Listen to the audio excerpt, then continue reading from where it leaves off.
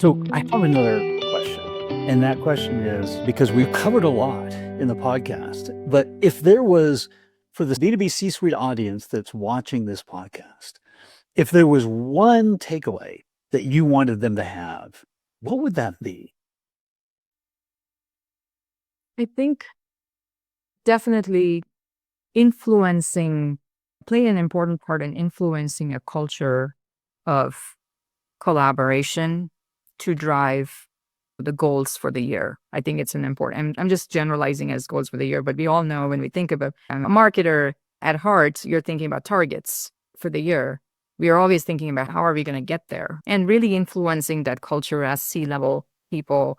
We all have the power to do that. And that starts with us to ensure that we check the ego at the door and figure out, okay, I don't care who's taking credit for what at the end of the day. We just need to come together and get this done. So I think that's a big part. And we all need to lead by example and work at that C-level. And then the second part, I would say, I know you asked me for one, I think that's an important one, but the second subset of that is really the teams and how we really set the goals for the teams is going to be a big part of it, because as we all know, coin operated is how things happen, even though we don't want to say that's how we operate. People go back to say, that's how my bonus gets given to me. So that's how they're going to be. So really thinking about the comp and goals for your organization and what success means that drives the joint goal is a very important aspect of what we need to think about in that process.